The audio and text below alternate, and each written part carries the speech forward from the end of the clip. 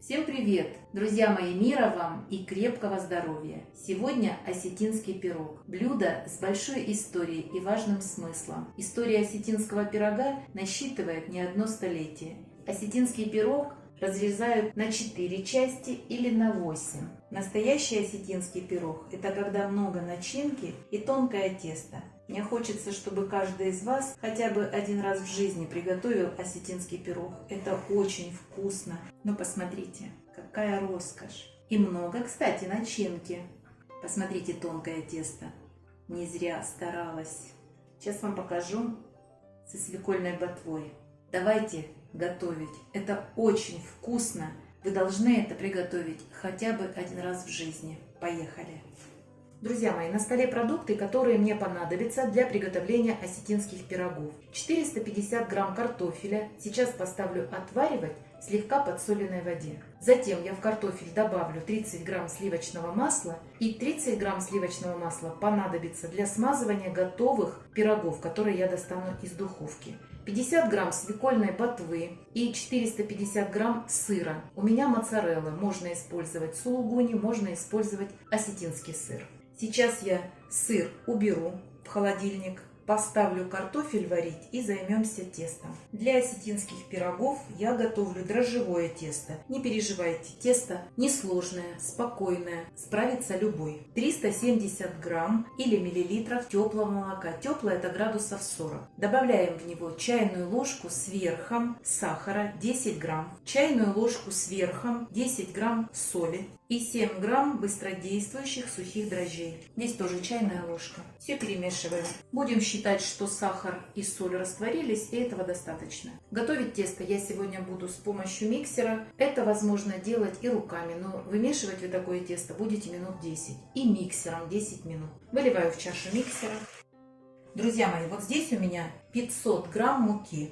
Полную, с горкой, столовую ложку набираю и в отдельную емкость. Здесь приблизительно 40-45 грамм муки. И в сторонку, если нам не хватит, добавим. Если муки будет достаточно, а обычно хватает 450 грамм, я просто с помощью этой муки буду формировать осетинские пироги.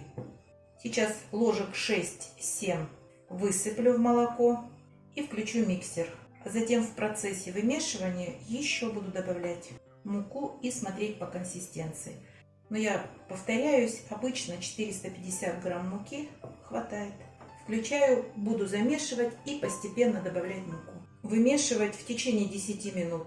Через 3 минуты добавлю 2 столовые ложки 16 грамм растительного масла. Тесто готово. Посуду любую, в которую у вас будет подходить тесто, смазываем растительным маслом и выкладываем тесто. Посмотрите, от стенок оно отходит, но оно липнет к рукам. Так и должно быть. Тесто должно в тепле подходить. Ориентировочно 40-50 минут. Прикрою сверху салфеткой и поставлю в тепло. Начинка. Картофель отварила, подсолила и добавила 30 грамм сливочного масла. Все хорошо перемешала. Здесь у меня моцарелла. Она бывает соленая, бывает не очень. У меня не соленая. Я добавила 3 грамма соли. Солите по вкусу. Но если у вас будут не соленые пироги, они не будут вкусными. И сейчас мы все это соединим. И перемешаю до однородности, чтобы равномерно был и сыр, и картофель. Разделила начинку на 3 части. Из 2 частей скатала вот такие колобки. Смотрите, достаточно плотная структура. А в 3-ю часть, которая немного поменьше, я добавлю 50 грамм свекольной ботвы. Можно готовить из свекольной ботвы и сыра. Но мне нравится, когда и картофель здесь. Вот эту часть, которая со свекольной ботвой, надо подсолить. И точно так же собираю в колобок. Вместо свекольной ботвы можно добавить любую зелень. Я бы не рекомендовала укроп, а петрушка здесь вполне подойдет. Начинка готова. И сейчас мы займемся тестом. Посмотрите, как за 40 минут поднялось тесто. Столешницу и руки смазываю растительным маслом и выкладываю тесто. Смотрите, какое живое. Обязательно тесто обминаем, чтобы выпустить воздух. Тесто разрежу на 3 приблизительно равные части, а уже дальше с помощью муки сформирую вот такие колобки и выложим на небольшом расстоянии друг от друга. Как видите, тесто живое, нежненькое, смотрите, сразу пузырится. Прикрою пакетом, чтобы не заветривалось, и минут через 10 начнем формировать осетинские пироги. Работать с тестом будем с помощью муки. Столешницу припылила и тесто мукой припылила. Немножечко растягиваем руками. А духовка у меня уже разогревается до 240 градусов. Осетинские пироги пекут при высокой температуре. Вот так немного растянула тесто. Берем наш колобок и собираем по кругу тесто. Как правило, вот эту часть отрывают. Я этого не делаю. Заворачиваю. И потихонечку начинаем, придавливая нежно, формировать пирог. Присыпаем мукой, тесто липнет к рукам. Тесто очень нежное, вкусное, мягкое. Переворачиваем, еще муки и продолжаем его потихонечку растягивать. Вначале я делаю это руками. Такое тесто можно растянуть диаметр 30 сантиметров. Вот именно из этого количества, из этого объема продуктов. А затем легонько скалкой переворачиваю снова муки. Выпекать буду вот на такой форме. Она хорошо подходит и для осетинских пирогов, и для пиццы. Можно это на противне сделать, на силиконовом коврике, на пергаменте. Все, распределила. И вот здесь делаю такое отверстие, куда будет выходить пар. Духовка разогрелась. Отправляю. 10-12 минут выпекается. Первый готов. Выпекался 12 минут. Но все это зависит от вашей духовки. У меня выпекается при 240 градусах и только низ подогрев. Смажем обильно сливочным маслом. Можно смазывать растопленным сливочным маслом. И сейчас буду формировать следующий. С помощью муки формирую. Тесто замечательное, просто роскошное. И собираем вот так, как на хинкале. Вот здесь собираем как будто в узелок.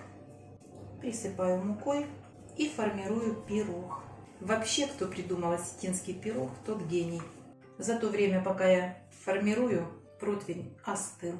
Аккуратно тесто растягивается, очень послушное. И вот так формирую. Делаем небольшое отверстие, чтобы он дышал, когда выпекается. И в духовку. Вот и второй испекся. Смажем сливочным маслом. Сейчас сформирую третий, припыляю мукой и начинаю формировать. Мне кажется, здесь диаметр 26, а может быть даже 28 сантиметров. Как видите, достаточно большой получается осетинский пирог. Все. И в духовку. 10 минут и все готово. Вот и третий подоспел. Друзья мои, запах космос. Если я могла бы вам передать, это так вкусно пахнет, это так аппетитно выглядит, обязательно приготовьте хотя бы один раз. Это абсолютно несложно. Тесто само по себе подходит, не бойтесь дрожжевое тесто. Оно подходит и вообще вам не мешает. Замесили и поставьте. Занимайтесь своими делами, тесто подойдет, оно такое умное, справится само. А затем вам только останется формировать, как видите, очень просто формируются эти пироги. Но вкус изумительный. Это стоит хотя бы один раз приготовить. Мне вообще нравятся национальные блюда. Они такие одинаковые, такие разные. Они такие вкусные и такие традиционные. Осетия, привет!